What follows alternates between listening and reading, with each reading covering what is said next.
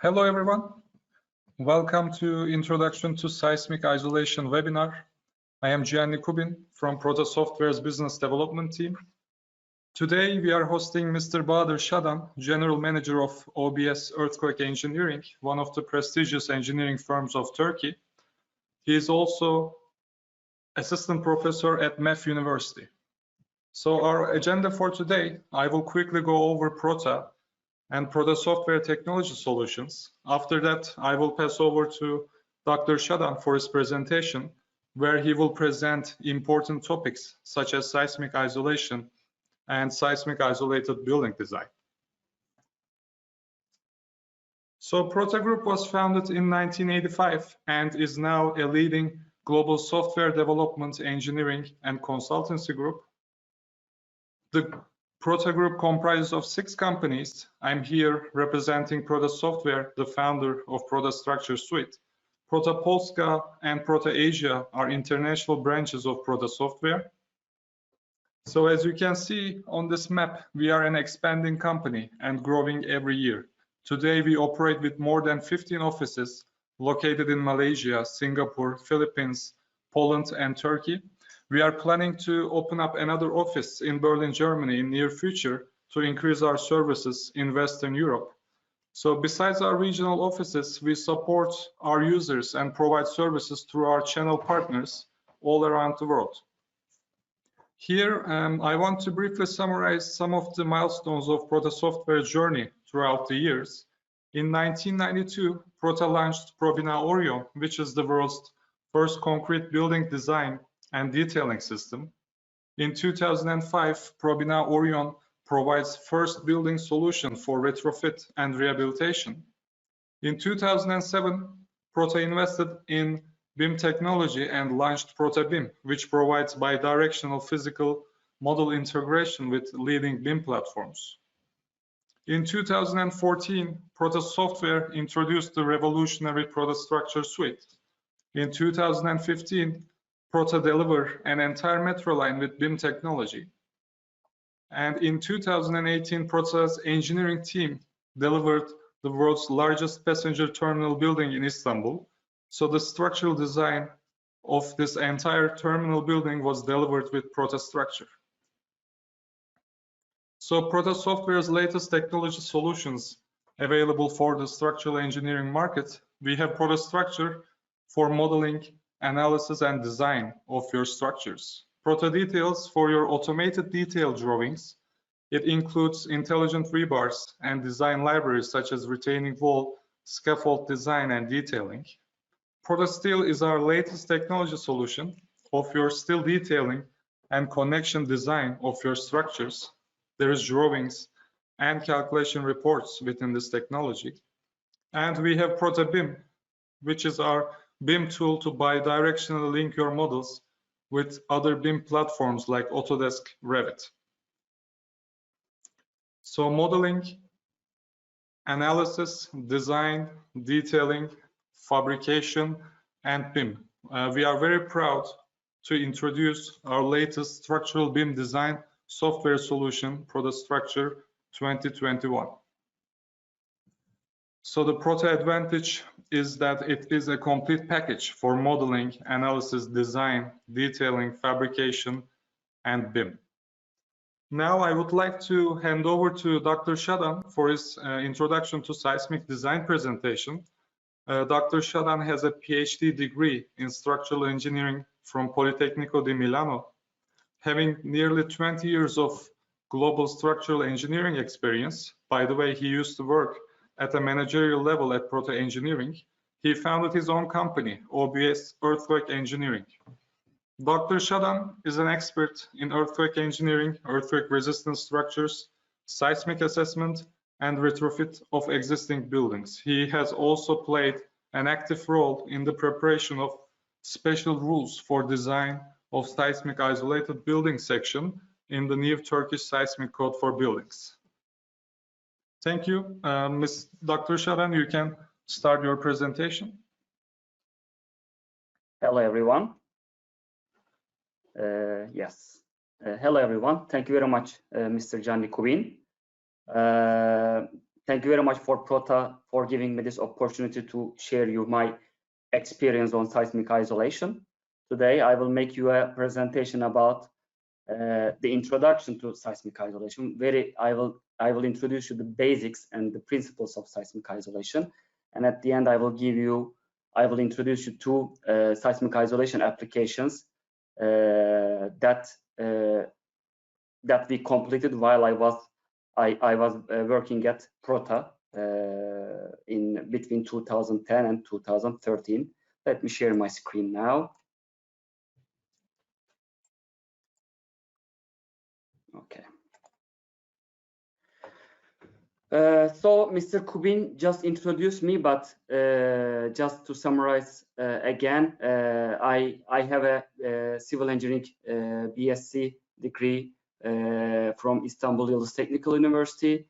Then had my master's degree on earthquake engineering at Boğaziçi University, Kandilli Observatory and Earthquake Research Institute. Then had my PhD degree in Politecnico di Milano in Italy. Then when I returned back from Italy, I worked at Prota Engineering for three years as an earthquake engineering division manager. Now in 2013 I founded OBS Earthquake Engineering Solutions, and for the last 3 years I am also an assistant professor at MEF University in Istanbul. Besides professional activities, I am also I'm executive board member in some associations like Turkish Association for Seismic Isolation and an international association, which is Anti-Seismic Systems International Society. In today's presentation, first I will talk about the strength-based design, give a little bit information about performance-based design, where we actually nearly 3 weeks ago or a month ago, Dr. Tüzün introduced performance-based design. Then I will talk about principles of seismic isolation, the history of seismic isolation, the isolator types, seismic codes, isolator tests, and give you some photos and information about seismic isolation applications worldwide. Let's start with strength-based design. Why I start with strength-based design is that unless you are performing a nonlinear analysis, the design that you are following the seismic codes worldwide is a strength-based design. When we say strength-based design, it means that you calculate an equivalent seismic force acting on the building, you distribute this seismic force, and you provide sufficient strength for your building to resist these seismic forces. Like in this example, we can see a bridge band here with the mass concentrated on the deck level. When there is an earthquake excitation, the seismic forces, inertial seismic forces, are acting on the mass of the structure. Then, as a response, some moments, base shears, are developed in the structural system, and you design your system. If we designed this bridge band as elastic, then the structural elements should have had sufficient capacity to resist these seismic forces without any damages. However, what we do in strength-based design is not like that. What we do is we divide the elastic forces by a strength reduction factor. Sometimes it is called behavior factor, and we design our structures to this level of seismic force. This means that, however, the seismic forces are acting at this level, and we design our structure at this level of seismic forces. This means that some damage will occur in our structural elements, but our structural system should have enough capacity to resist this deformations. This was the design for seismic forces. However, design for normal loads, what we call dead load, live load, wind load, snow load, traffic load, is different than design for seismic loads. In design for normal loads, we do not want any damage from our structure. We provide sufficient strength to our structural members to resist the normal loads without any damage. However, for seismic actions, it is opposite. We provide less strength than the seismic forces, and we accept that our building will go beyond the elastic deformation and it will suffer some deformation and damages, but the building needs to be stable at the end of the earthquake without a total collapse. This is how we design for normal loads. As you see, these are the levels. This is the level for dead load plus live load. Then we increase it with some factors. Plus, we have some margins for the material strength, where we reduce the strength of characteristic strength of materials by some factors. They are different in different codes. Actually, where we have to design our structure is at this level, dead plus live load. However, we have a margin of safety here, a great margin of safety to resist the normal loads. In seismic design, it is a little bit different. This is actually the demand of earthquake, the force level that the earthquake that develops when an earthquake hits the structure. But we design our structure at this level, dead load plus earthquake load divided by a force reduction factor. We design our structure at this level. However, we might have a little bit higher strength due to the reduced material strength. The expected strength of the material might be a little bit larger at this level. And after this level, the building goes, the building gets damaged, and some hinge mechanisms start to develop. The building should have enough capacity to resist this level of deformation. The deformation level depends on the seismic, the amount of seismic action. I mean, for a surface level earthquake, which we can say an earthquake with a return period of about 50 years, the deformation will be very limited. Maybe some minor cracks, some hairline cracks that can be repairable. For the design level earthquake, where you design your structure, the building will go a big amount of non-linear deformation, which means damage in the building that can be repaired or maybe not repaired after an earthquake. And for the extreme level earthquake, where we design special structures like hospitals or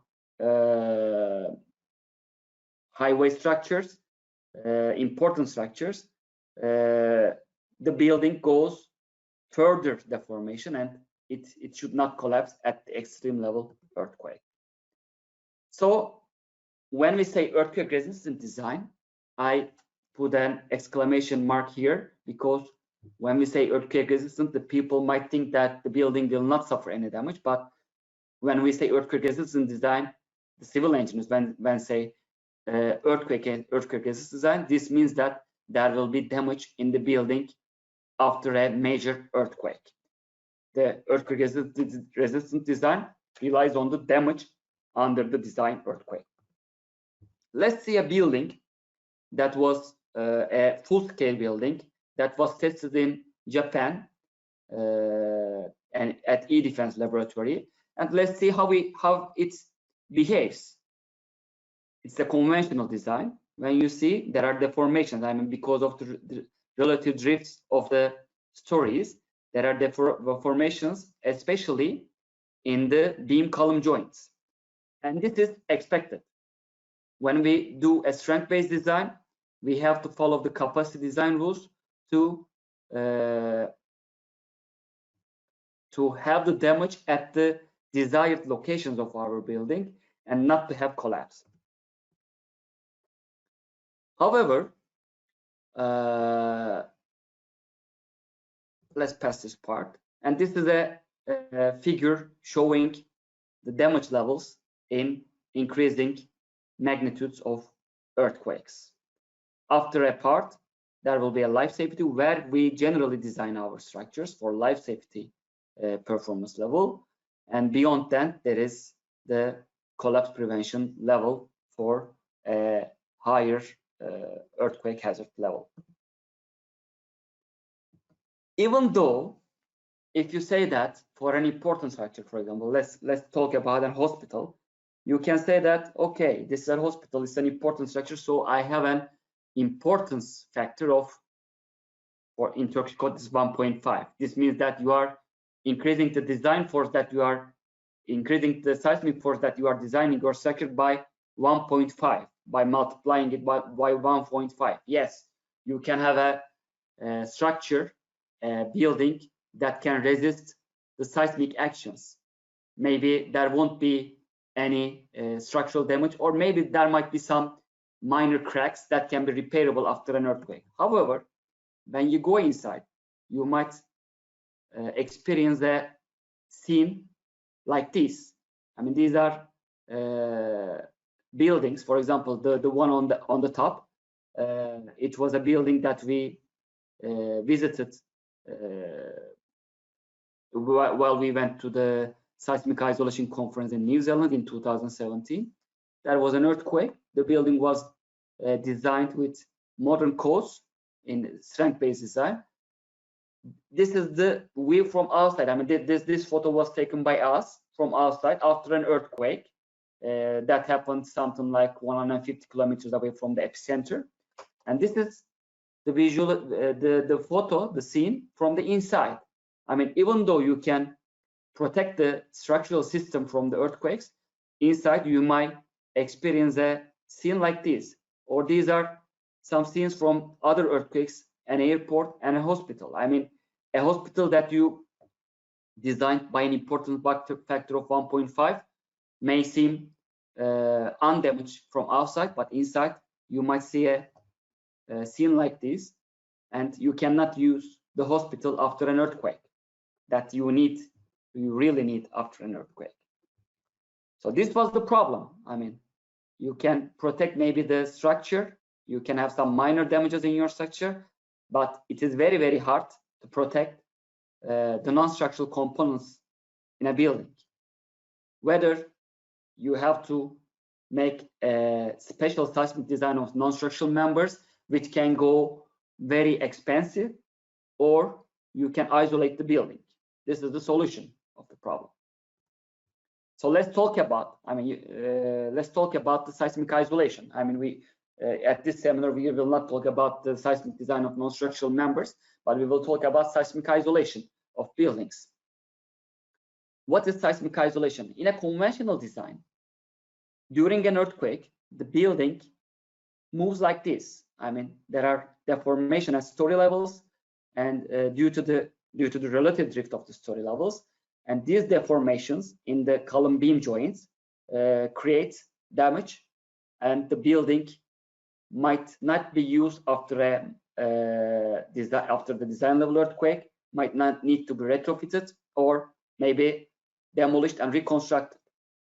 The earthquake has a displacement demand on the building, and the displacement demand for such a building, for a conventional design building, is provided by the relative story drifts. However, in a seismic isolated structure, you decouple the building from the ground level. You put some members, some bearings that are very flexible in the lateral direction, but very stiff in the vertical direction, so that they can carry the vertical load of the building, but during an earthquake they can move in a lateral direction. The demand of the displacement demand of the earthquake is provided by the seismic isolators in this case. How it works?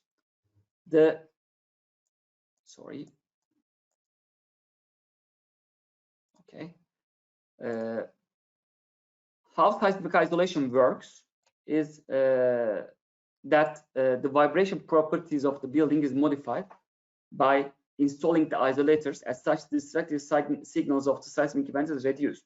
I mean, there are two figures here. One is seismic isolator on the left. The other one is the conventionally designed building. You can see that during a seismic event, the inhabitants of the building might not even notice that there was an earthquake, and all the structural and non-structural members are protected in a seismic isolated building.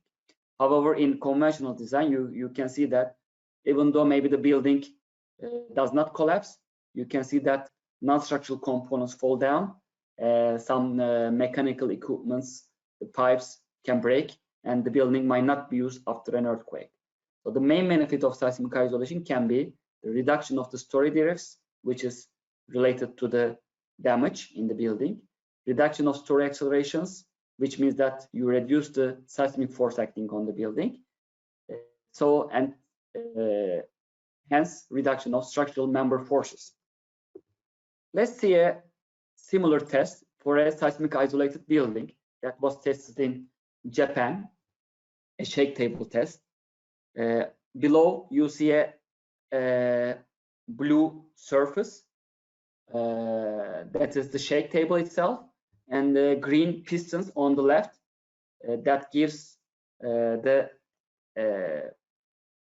simulates the earthquake for this building. The building is a reinforced concrete building that was designed as a hospital. You can see the furnitures in the building, and below there are seismic isolators, and it's a strong shake. Actually, the building moves over the shake table, which represents the ground.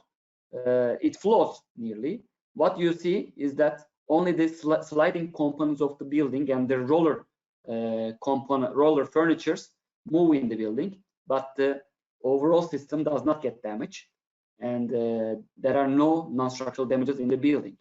If this was a conventional design building, you will see both structural damage and non-structural damage at the same time. This is another video recording that was recorded during Tohoku earthquake. Maybe it is a little bit further than the epicenter of the earthquake, but here you see the ground level column. The seismic action started, the earthquake started. You see that only the actually ground moves, but the building is like floating on the isolator, which is black member here. And here you see the displacement that it makes. Since it is a little bit far away from the epicenter, the displacement levels are nearly 10 centimeters. And here you can see the acceleration records in the ground floor and above the isolator. And you can see that it is the acceleration levels are reduced nearly maybe 3 times, 4 times. Another footage from an earthquake in Japan, again, I guess. This is the building, seismic isolated building. Please notice the shoes on the ground and the building here. And when the seismic action starts, actually the ground moves, not the building again. And you can see how the building reacts to the earthquake. You see how the ground displaces during the seismic event, but the building stands still.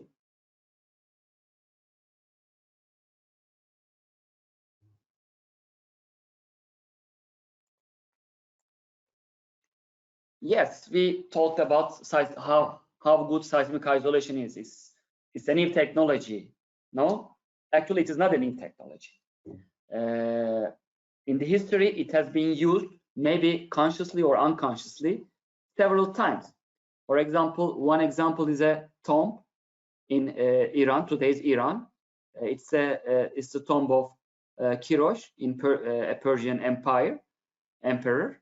when they designed this tomb, they over the ground they put the stones act like foundation without any connections to the ground and without any connection between each other. So during an earthquake, these stones move on top of each other, and by friction they damp the earthquake forces, and this tomb is still standing still after several hundreds of years.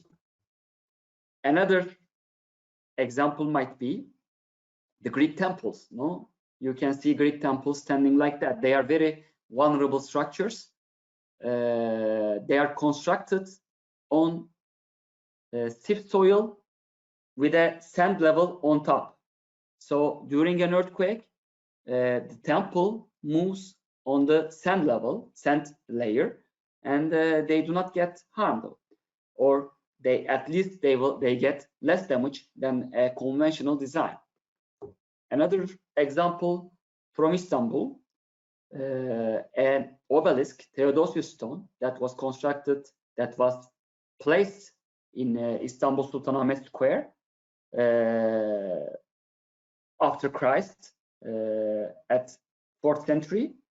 It is nearly 20 meters high, but it's still there. After several earthquakes, it still stands there, just by the help of 4 little bronze cubes below the stone that moves during an earthquake, that rocks, which is a similar seismic isolation principle during an earthquake, and it's still there. It's a very vulnerable structure, but it's still there, slender structure, but it's still there. And beginning from the 19th century, the people tried to make this a market product. First known patent application was in 1870. A patent application for a building resting on 2 concave plates with some rollers inside. Then in 1897, again, 2 concave surfaces under a building with a single articulated block, which is very similar to the modern friction pendulum devices. In 1906, again, a patent application we see. Then a medical doctor in England thought that if we could put some slippery mineral below the building, a salt powder, it may help the building to slide on this slippery mineral. But until 1974, there was not a market product. In 1974, William Robinson, who invented the lead rubber bearings in New Zealand, and we are still using these lead rubber bearings in our buildings. I will talk more about lead rubber bearings, but lead rubber bearings are composed of rubber layers to give the lateral flexibility to the bearing, the steel shims to give the vertical stiffness to the rubber isolator, and the lead core inside just to provide additional damping to the bearing.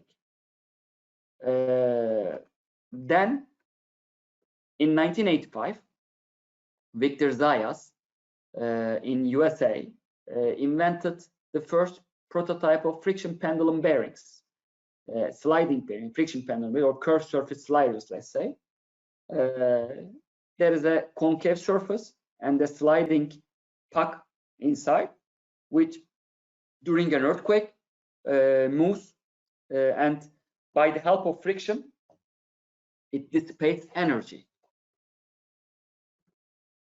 And the first applications of seismic isolation with real seismic isolators, but they were all rubber isolators actually, not lead rubber isolators, but rubber isolators. We first see in Japan, in Tokyo in 1921, Imperial Hotel. It survived the big Kanto earthquake in 1923. This was the information that we could find in the literature. It survived with minimum damage actually, while the other buildings around were getting high damages. Then another building in Europe, in former Yugoslavian Republic of Macedonia, the Pestalozzi School, in 1969 was constructed over the rubber isolators. Then actually they put rubber blocks there as isolators, but they did not put steel shims where I showed here. I mean, there are steel shims. So they did not put steel shims. So you can see that by the axial load acting on them, in time, they started to make bulges around. So in time, maybe 20 years after the construction, they removed those isolators and installed the lead rubber isolators instead.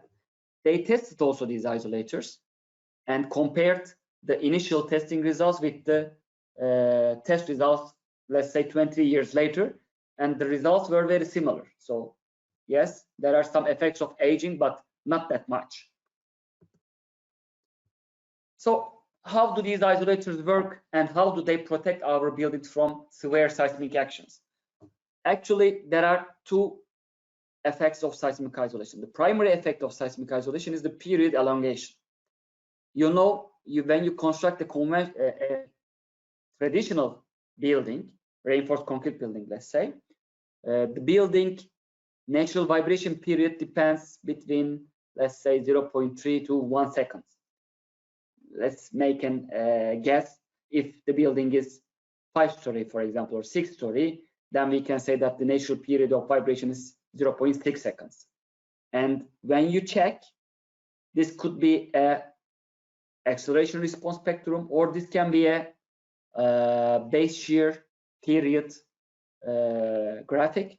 You can see that in the lower ranges of the period, there are higher accelerations acting on the building and higher forces. So when you design a conventional building, the seismic forces acting are high. But in seismic isolation, the building periods are around between 2.5 and 5 seconds due to the lateral flexibility of the isolators. So you shift the period from 0.5 seconds, let's say, to maybe 4 seconds. And there is a great reduction in the acceleration response spectrum with the elongation of the period. So less seismic forces are acting on the building. But however, when you increase the period, you also increase the demand of the displacement demand of the earthquake. As I said, for a conventional design, the displacement demand of the earthquake is provided by the relative drift of the stories in a building. However, in seismic isolation, this displacement demand of the earthquake is provided by the displacement of the isolators. So when you increase the isolation period, you will increase the displacement demand on the isolators. So you have to have isolators with larger displacement capacity. This was the first effect, the period elongation. The secondary effect is increasing the damping of the structure. In a conventionally constructed building, let's say reinforced concrete structure, the modern codes say that you can deploy 5% damping for the design of your structure.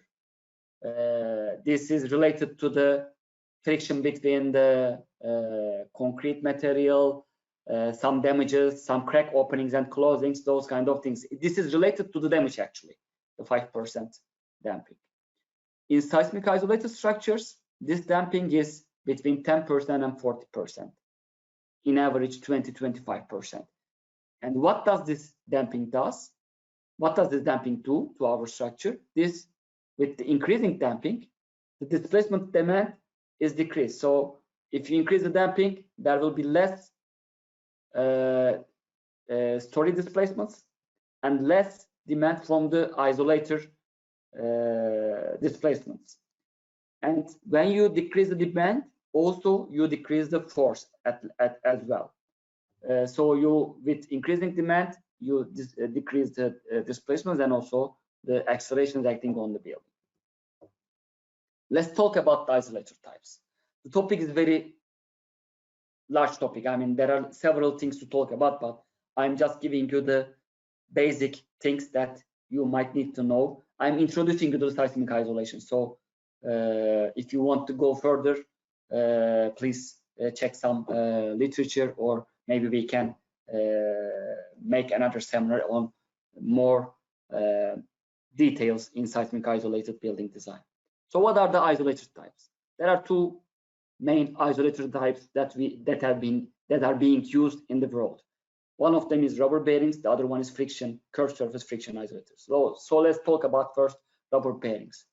As the name goes, the main compound is the rubber, and rubber is extracted from the rubber trees like this, and every day they make a scratch on these trees and they collect the rubber compound. Then with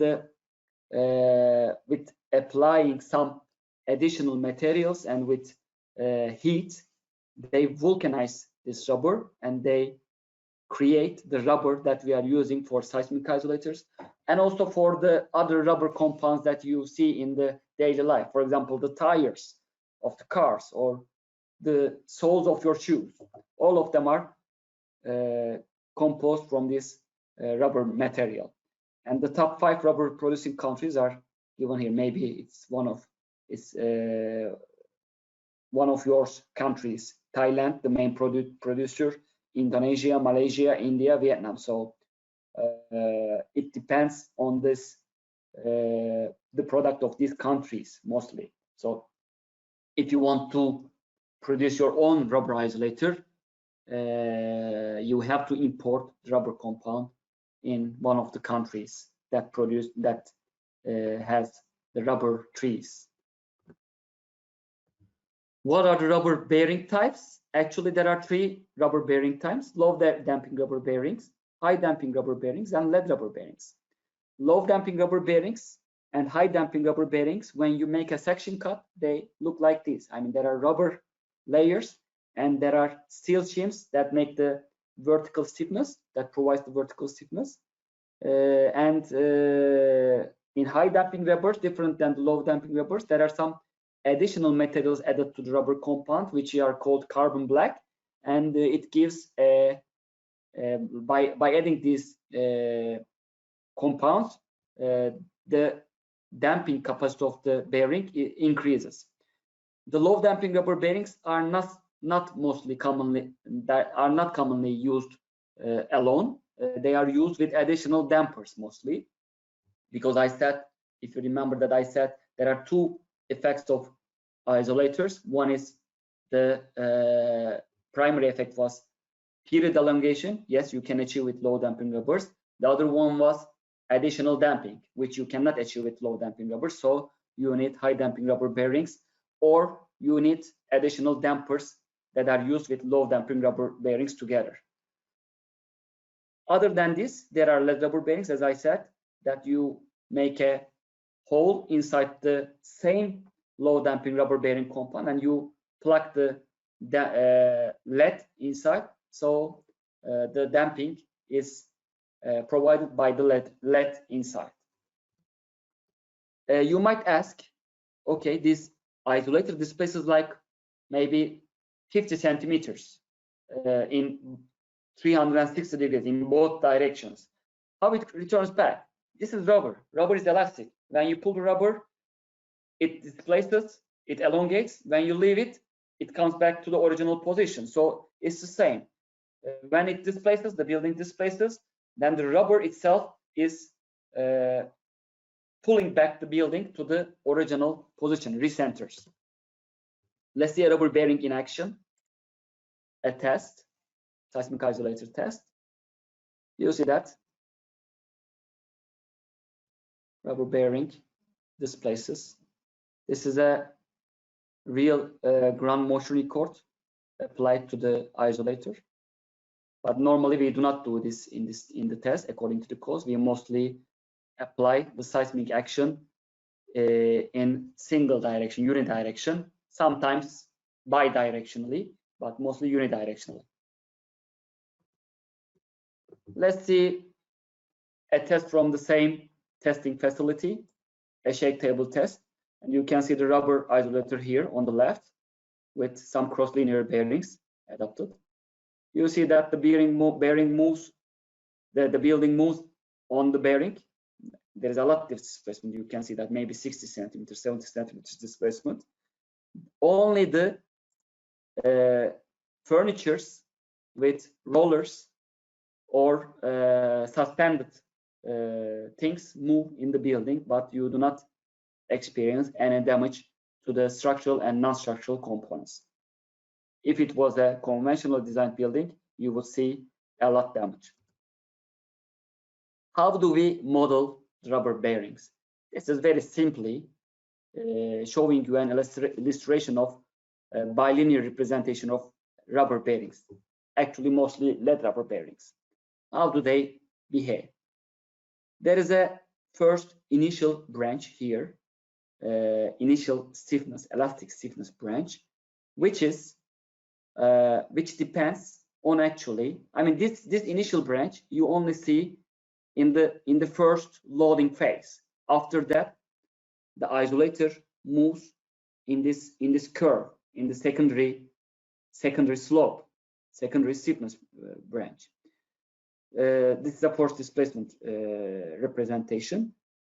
When we design the rubber bearings in the softwares that we use, it can be any software, we mostly use this bilinear representation with the initial stiffness, then the secondary stiffness.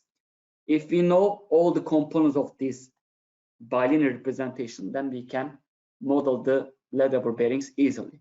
The first initial branch is the K1, the initial stiffness, which depends on the secondary stiffness actually, and also which depends on the lead plug inside, the properties of lead plug inside.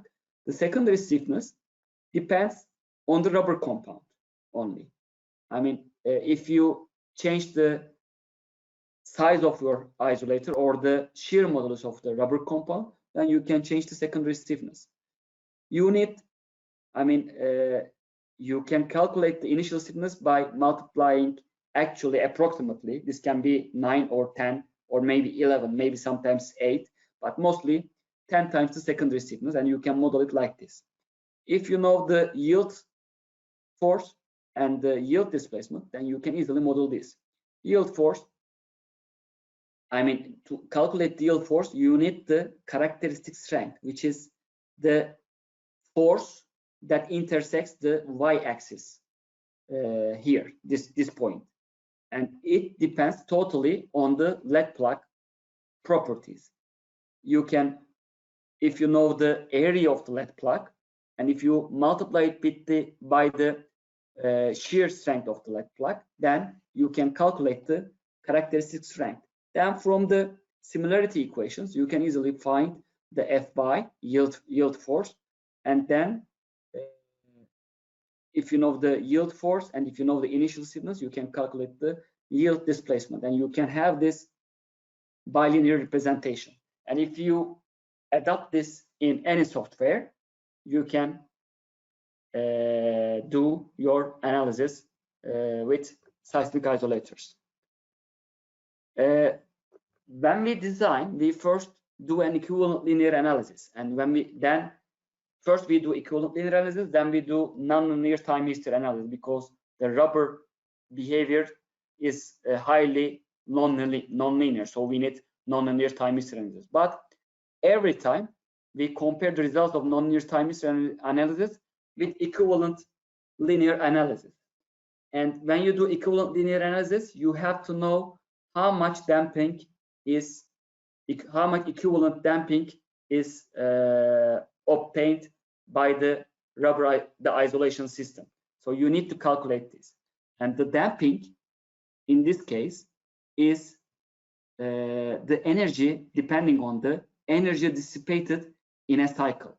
If you calculate the area of this cycle, if you take it like a trapezoid and calculate the area inside, which is WD here, energy dissipated per cycle, and if you use this formulation, which comes from a sinusoidal waveform, if you calculate this equation, then you can calculate the equivalent damping to your structure. So if it is 20%, here is a table from American code, ASCE. If it is 20%, it says that you can reduce the 5% acceleration spectrum by 1.5. If it is, for example, let's check the 5%, what you use generally in your design, then the factor is 1. If it is 20%, 1.5. If it is more than 50%, then you can reduce the acceleration spectrum by 2, factor of 2. The other type that we commonly use is the curved surface sliders. I prefer to say curved surface sliders because friction pendulum is a product specific term. I mean, the first, I told you Victor Zayas, he first called friction pendulum, so it's a product specific term. So in general terms, we can say curved surface sliders. How they behave is actually very simple. It's a pendulum motion. You have a curved surface, use like here. Now you will see the curved surface plate. On top, a slider, then an upper plate, and you construct your building on top of this. So the pendulum motion is independent of the building itself. No, if you know the length of your the radius of the pendulum, the radius of curvature of your isolator, then you can easily calculate the period of vibration of your structure. It is period equals to 2 pi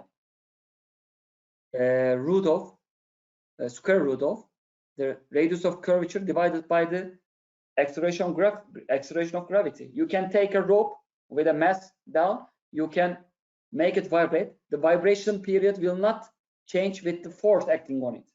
It will always be the same. So this depends on this. It's very easy to calculate the equivalent linear properties of friction isolators, and it depends on the pendulum motion. There are 3 types of pendulum isolators commonly used.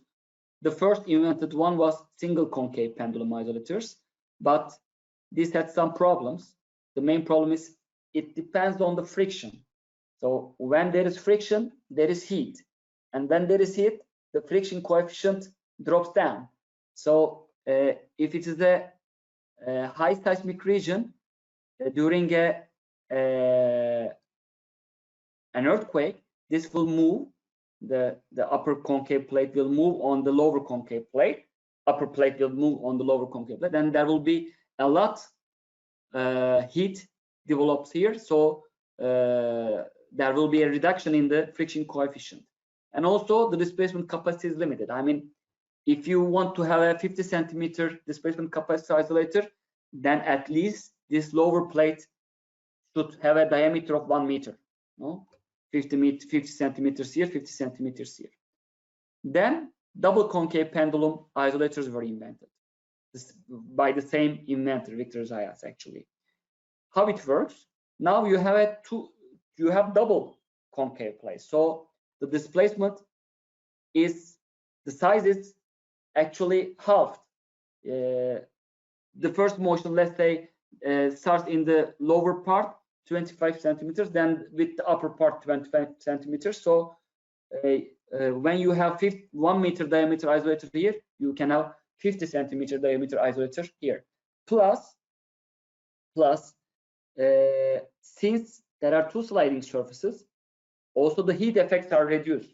Heat effects are halved as well. So it's a now mostly we use double concave pendulums in our designs.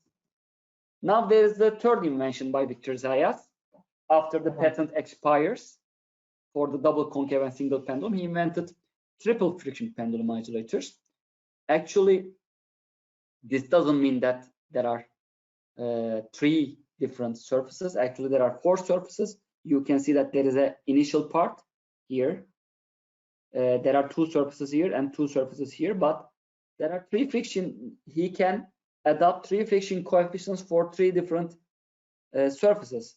1 friction coefficient here, 1 friction coefficient here, and 1 friction coefficient in this part. And there is a lower friction in this interior part, like let's say less than 1%. So during a small earthquake, even with a small earthquake, this isolator starts to move. In other type of isolators, let's say that the dynamic friction is 5%, unless the 5% of the seismic weight of the building acts on the structure, they do not move. They act like a conventional building. It means that after some level of earthquake, they start to move.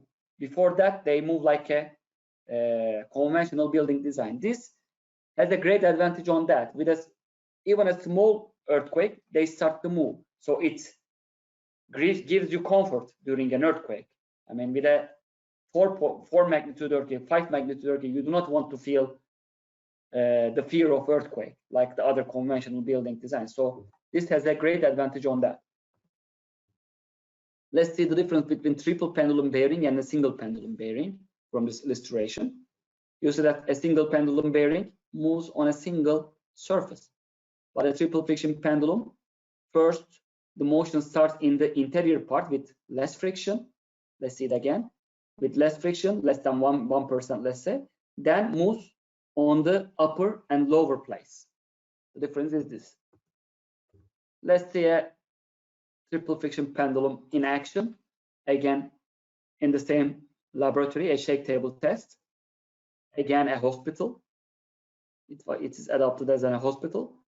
You can see the displacement, maybe again 60-70 centimeters, and the building stands still. How do we model friction pendulum isolators? A binary representation. Actually, it is easier than rubber bearings. Everything depends on the friction actually and the radius of curvature. Okay, so the initial stiffness is nearly infinite. It's very high. When it starts to move, I mean, you increase the force. Let's say this is my mobile phone. I increase the force, it doesn't move. It's in this level. I increase the force more and more and more, and after a time, it starts to move. And it is this point. So it is the point that the friction force is beaten. This is this point.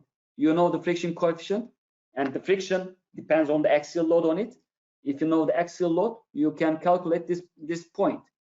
Then the secondary stiffness is totally depending on the radius of curvature, because when you push something, when you push a structure, let's say, after it starts to move, after you beat the friction, the friction, I mean, the force stays constant. It doesn't change.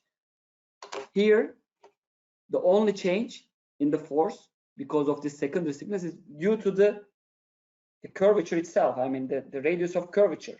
So if you make a smaller radius of curvature, which makes a smaller sphere, a part of a smaller sphere, then this stiffness is higher. If you make it more flat, if it is totally flat, this would be a rectangle. I mean, it will be flat here also. But since there is a curvature, then it behaves like that. And the secondary stiffness is depending on the axial load on it and the radius of curvature. So if you want to calculate the maximum force, then you can sum up the force here, that first it starts to move, and the force that you calculate by the secondary stiffness.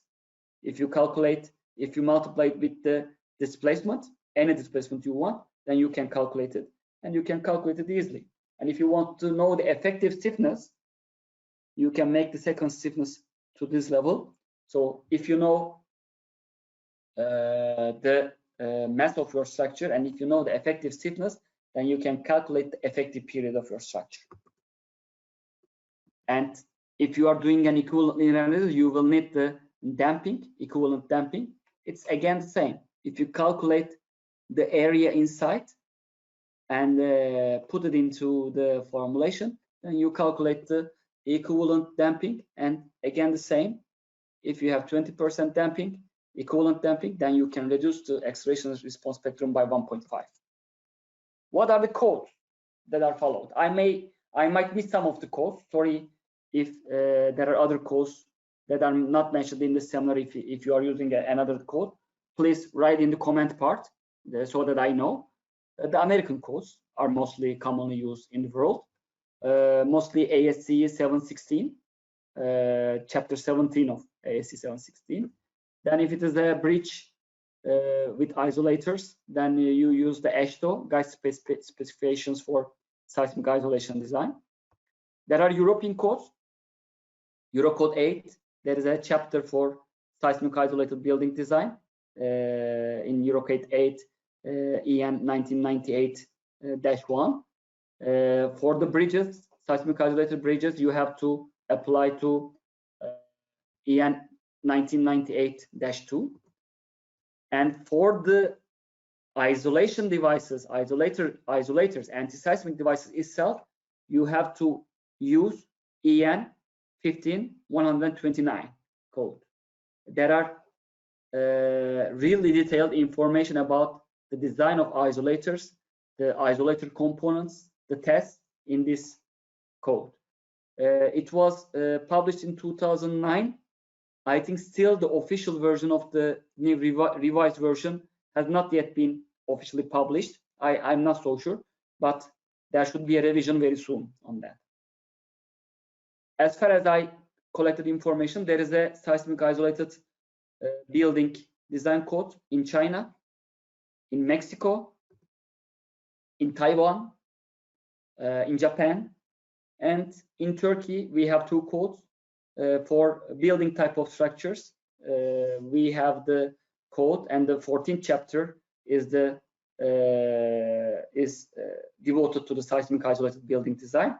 And there is a new code for the seismic isolated buildings also that was published in 2020. The tests. I mean, these isolators are not a shelf product. I mean, you cannot go to the producer and say, oh, I have a 5-story building, please give me this much of isolators and this size of isolators. You cannot say that. I mean, they are tailor-made, specific to your building, and each of the isolators shall be tested. There are two types of tests in the course. One of them is qualification test, which is also called factory production test. The other one is the prototype test. The main aim of the tests are to verify the design properties that you used in your design. If they qualify, if these design properties you assumed in your design are correct or not. The factory production test, in some codes, it is required that 100% of the isolators, all of the isolators that you will use in your building should go on the factory production test. This can be done, the factory production test can be done in slow speed. The codes mostly allow this, and it can be done in the, if there is a facility in the manufacturer's factory, inside the by the manufacturer itself. And the loads and the displacements for this test are lower than the prototype test. However, the prototype test should be performed on independent laboratories and in very harsh conditions, maximum displacements, maximum axial loads.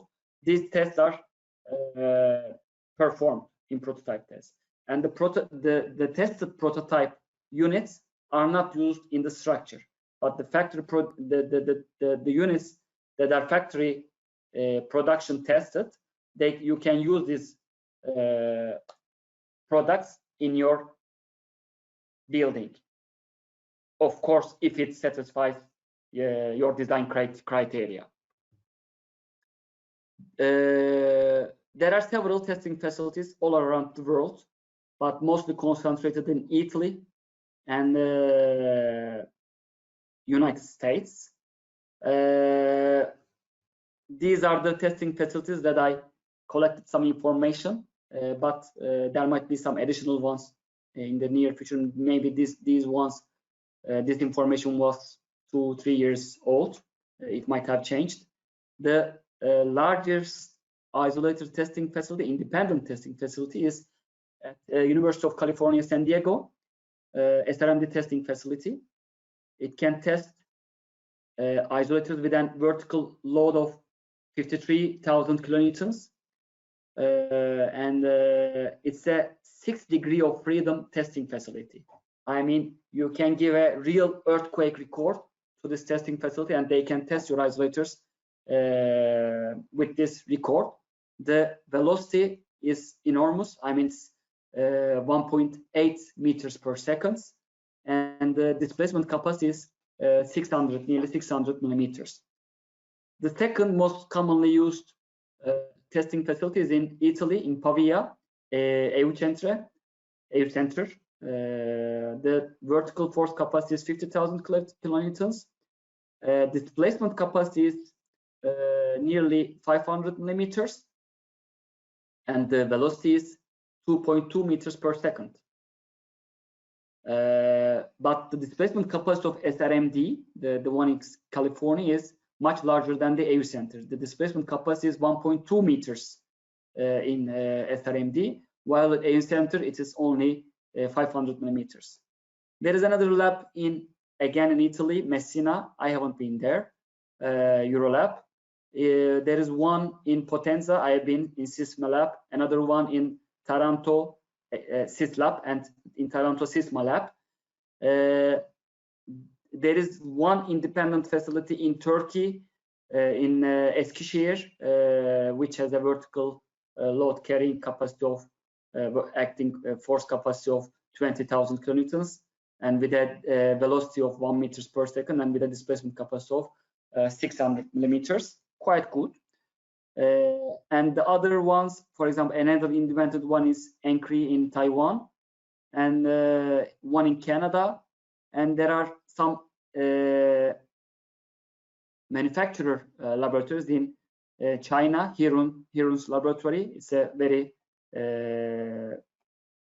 high capacity laboratory, and EPS's facility in San Francisco. And as far as I know right now, again, FIP in Italy has a testing facility, dynamic testing facility in Italy. Let's talk about the isolation applications. This was the number of isolated buildings in the world that was collected in 2015. So it is nearly 7 years old. And you can see that most of the isolated buildings are in Japan, then China, and the buildings that you can see the rest in the other buildings. The Turkey, where we mostly right now work in the Turkish projects. In 2015, it was only 40. Now it is much more than 100 projects. And the difference in the Turkish applications is that the hospitals are very large. Now you will see the world's largest seismic isolated buildings. In Turkey, I mean in Japan, you can see even small residential buildings, maybe 1-story, 2-story high residential buildings with maybe 5-6 isolators only. But in Turkey, the average isolator quantities in the applications is around, let's say, 300 and 400, and there are applications with more than 2,000 isolators in Turkey. We will talk about this. In 2017, a magazine, Engineering News Record magazine, published an article about the world's largest base isolated buildings. It was I will show you the 10 of those base isolated buildings in this magazine by July 2017. The number one was used to be, let's say right now, because there is a new record breaker. Number one is Apple's headquarters in California with nearly 450,000 square meters, covering 450,000 square meters area. And it has 700 base isolators. The second one is in Turkey, Adana City Hospital in the southern part of Turkey, which covers 430,000 square meters. So they are actually very close to each other. The slab that is over the isolation, the slab over the isolation, a unique slab, is from here to here is something like 300 to 300 meters. It's a very large slab, and the building sits on this 300 to 300 meter slab. The third record breaker is the Tokyo Skytree East Tower in Japan, with nearly 230,000 square meters. The fourth one is again from Turkey, the Isparta City Hospital, with covering 220,000 square meters. The fifth one, again in Japan, Logistics Park Hino, I don't know, with 210,000 square meters. Sixth one is again in Japan, Logiport Sagamihara, with covering 210,000 square meters. Seventh one, again Japan, Shinagawa Season Terrace in Tokyo. Eighth one in Turkey, in Istanbul, the Sabiha Gökçen Airport terminal, which covers 200,000 square meters. Ninth one in Turkey again, in the eastern part of Turkey, Erzurum Regional Research and Training Hospital. This design was done by Proto Engineering while I was working there in 2011, I guess. So it is the ninth one, with covering more than 180,000 square meters. And 10th one is in Taiwan, a medical center with covering 160,000 square meters. Now, as I said, we have a new record breaker in Istanbul, Başakşehir Pine and Sakura City Hospital. The name Pine and Sakura City Hospital comes from the joint cooperation between Japan and Turkey. It was funded by Japanese banks and constructed in Turkey. So Sakura is the famous tree of Japan, and the pine in Turkey. So the hospital's name is Istanbul Başakşehir Pine and Sakura City Hospital. It covers more than 1 million square meters of area, double of the Apple's headquarters right now. And there are larger hospitals in Turkey being constructed right now. It deploys more than 2,000 seismic isolators. I had the privilege to work as a consultant to the contractor in this hospital as a seismic consultant. So if you want to know more about this design, you can check this publication by the structural designer, official structural designer Arup Los Angeles. They published a paper in ASCE. You can go in this publication and read the details of this enormous hospital. Now I will go a little bit deep on, I will show you some photos from the construction stage for the designs of Proto again. While I was in Proto, I used to work in Proto in 2000, between 2010 and 13. We designed this hospital, one state hospital in the southern eastern part of Turkey. We used friction pendulum isolators by the producer FIP in Italy. The important thing, the friction pendulum isolators are actually very easy to manufacture. If you have a CNC machine, then you can make the concave surface. But the know-how is in this yellow material. Sometimes it's yellow, sometimes it is black. It is the friction material, which is composed of a Teflon-based material. It's called PTFE. So it should resist to high axial loads, and it should have a constant and low friction coefficient, and it should resist to high sliding displacements. So this yellow part is the sliding surface, and this black region is actually the dust cover. You do not want the dust or rubbish or concrete to come on the sliding surface. So you need to have a dust cover. And the companies, the manufacturers' solution is a skirt like that. And you can see the shiny part. This is the stainless steel part that this yellow sliding material moves on it. This is the old testing facility. It was a slow speed testing rig of FIP. Now they have a dynamic machine. And these are some photos from the construction. I mean, the isolators were constructed on top of the basement floor, below the ground floor. So you can see the pedestals, a large size pedestal, something like 1 meter to 1 meter. And the isolators are placed on top of these pedestals. Now you can see an isolator placed on top of the pedestal. You can see the anchors that will go on the superstructure.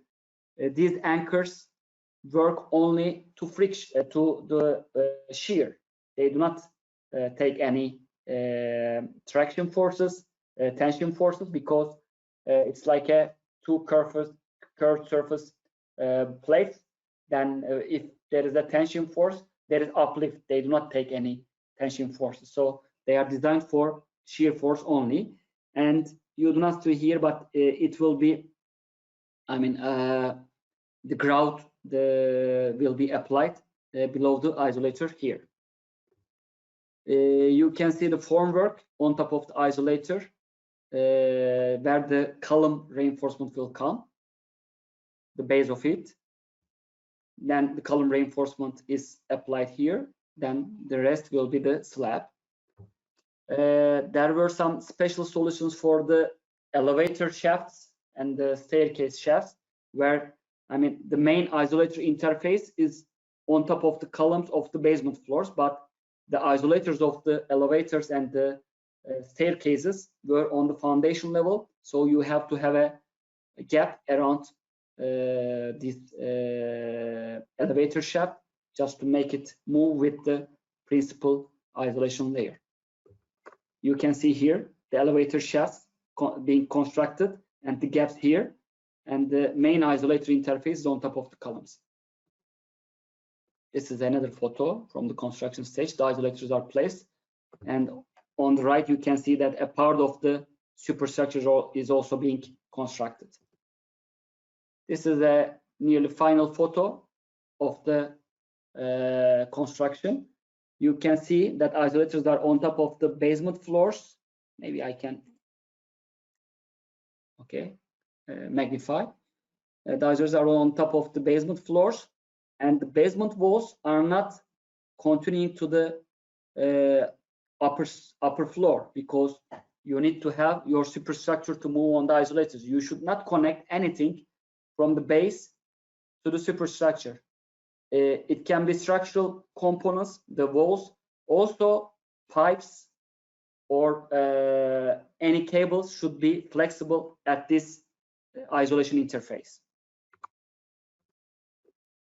Another application that I would like to talk to you about is again a design of Proto. Again, I had the privilege to work on this project while I was working in Proto. It's an hospital that was constructed in 1991. It's a retrofit project. First of all, it's not a design. It's a retrofit design project. The hospital was constructed in 1991. It's composed of 16 hospital blocks. You can see the high-rise blocks here, and there are also low-rise blocks. And after 1991, when the construction completed, until 2020, this hospital was not in service. Neither patients entered this hospital. I mean, there was even not only one patient treated in this hospital, because it suffered some fire. Then after fire, it was retrofitted.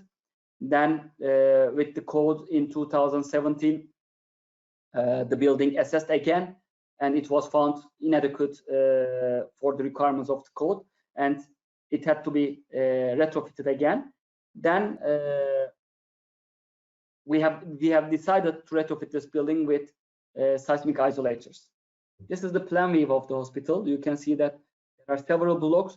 Each color shows the different story heights and different basement floor numbers. So it was a really complex structure, and it was the first retrofit in Turkey with seismic isolators. It was a really challenging job. The primary isolation surface was decided to be over the first basement floors, below the ground floor slab. You can see the first basement floors, the primary isolation interface and the isolators below the ground floor slab, and the isolators below the elevator shafts and the staircases were on the foundation level. But since at some points there are 2-story levels and at some points there are 3-story levels, you have to make a seismic gap between this level. Why do we do that? Because if you place the isolator on the primary isolation interface for these elements, during a seismic action, if the elevator is in that level, it may lead to casualties, as well as it may interrupt the performance of the isolators as well. So we put the isolators on below the isolator shafts, but these isolators are designed with low lateral stiffness. They were friction isolators with low friction coefficients, just to protect this connection here, because it will act now like a cantilever. So we have to protect this joint. At that time, in some part of the project, we used Probina Orion in 2011. It is the ancestor of ProtaStructure. We modeled the structure with that, and we performed the equivalent linear analysis by the help of Probina Orion. This is the plan view of the isolators, the layout of the isolators. You can see that there are lots of isolators, and this is the construction methodology. What we do first, since the columns, when you cut the columns, they start to move, behave like a cantilever, and the reinforcements are not, they do not have enough strength to resist this cantilever action. So first of all of the columns are jacketed by reinforced concrete jackets. Then it's a technology of Freisaç in Turkey, a Freisine group. There are 2 clamps, one on top of the column and the other one below the isolator, and you put the hydraulic jacks here. Then you load the jacks. So it's load the jacks with the axial load on the column. So there is a non-loaded part where the isolator will be installed. Then you cut this part and you install the isolators, and then you leave the jackets. So in this case, for example, the load is transferred from the clamps to the hydraulic jacks, then to the below column. And now at the end, the load is transferred from the column to the isolator and then the lower part of the column. Let's see a video of that, and then I will conclude my presentation.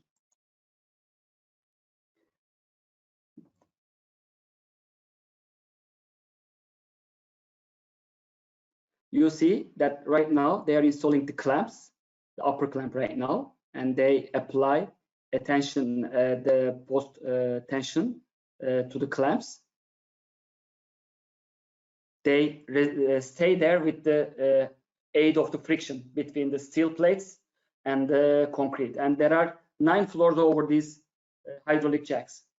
Now they installed the hydraulic jacks. They are checking the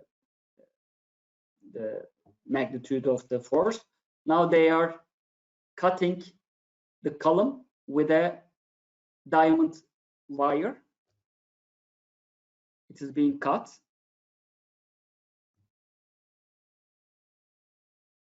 Now they are extracting the cut part. They are installing the lower plate and upper plate of the isolator with the help of the grout. Then they install the isolator to the upper and lower place, and now the building sits on the isolators.